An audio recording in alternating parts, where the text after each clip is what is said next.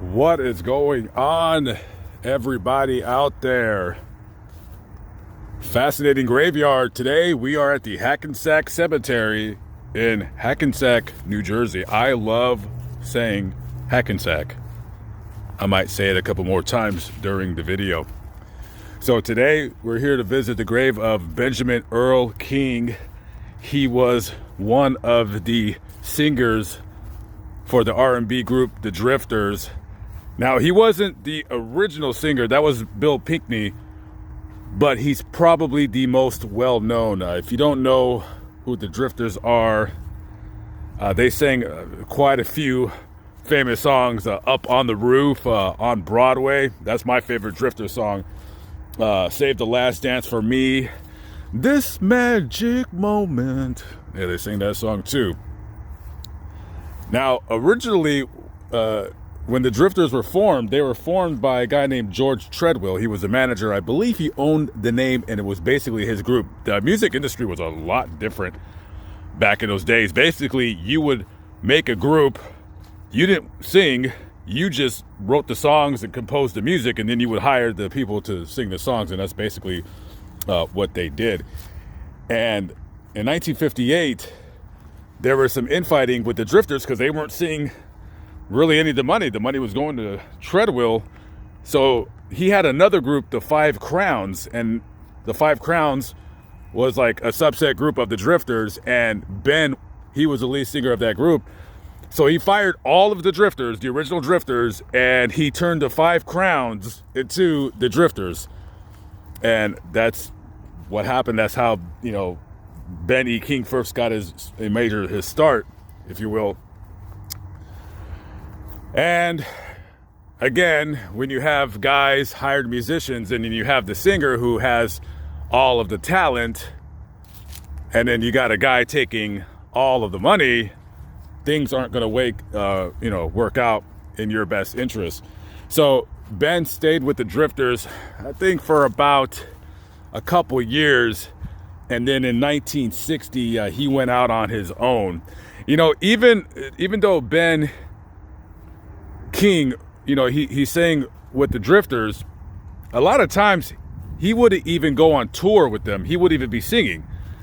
And if they were on television, he wouldn't be singing on TV. So sometimes either somebody else would sing the lead, or they would just, lip sync. So if you're going to see the Drifters and you're hoping to see Ben E. King singing, you're going to have somebody else singing. And of course, it's not really the same, in my personal opinion. So he left in 1960, and he had a couple big hits on his own. Spanish Harlem. He sang, probably his biggest well-known song was Stand By Me, and that became very famous, of course, because the movie Stand By Me came out in the mid-'80s. And that really helped him get popular again. And he did have a hit in the 70s.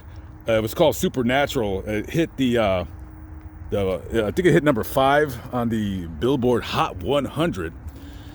And then, of course, the British invasion came in the mid-60s, and you had people that basically, they kind of fell out of love with R&B and those kinds of groups. And, you had the Beatles coming.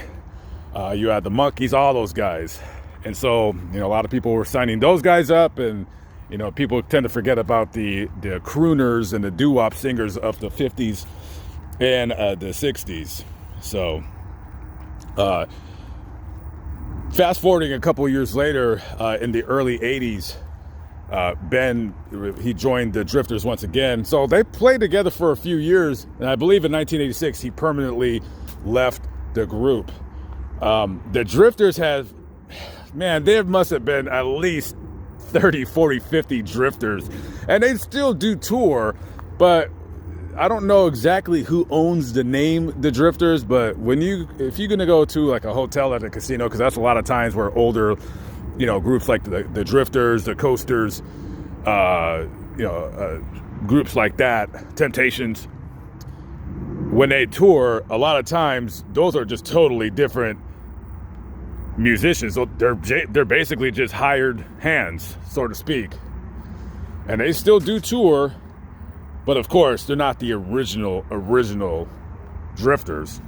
You're gonna have a guy, they're gonna be talented, and they're gonna sing all of the hits that people want to hear, and people still go see them all the time.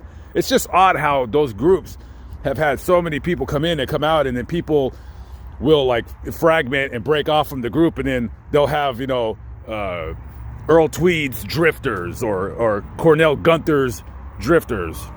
Earl Tweed, by the way, I just made that name up. Cornell Gunther, I don't know if he was a drifter or he was part of something else. I think he was a drifter. Just off the top of my head, guys, I'm just ranting and raving on and on. But there's been many, many lawsuits over who owns it, the name The Drifters. So yeah, it's just one of those, one of those interesting groups that has definitely an interesting past, to say the least. Anyways, here we are. This is the final resting place of Benjamin Earl King. I would say the most famous drifter singer. And of course, Stand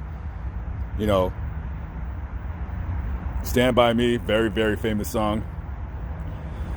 That song, I remember when I first heard that song, Spanish Harlem, and I liked that song. I was 3 years old, and my mother took me to the cemetery in Culver City, California, to visit the grave of my grandfather, who I never met because my grandfather died when my grandmother was pregnant with my mother at 3 months.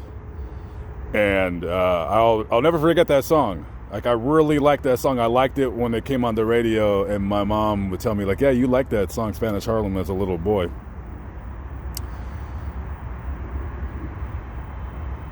Yeah, that song really brings back good memories. Rest in peace to Ben E. King. All right, guys. Fascinating graveyard. Don't forget to subscribe. Hit that notification bell. That'll let you know when I upload a video. Anyways, guys, I will catch up with y'all later. Have a good one. Peace.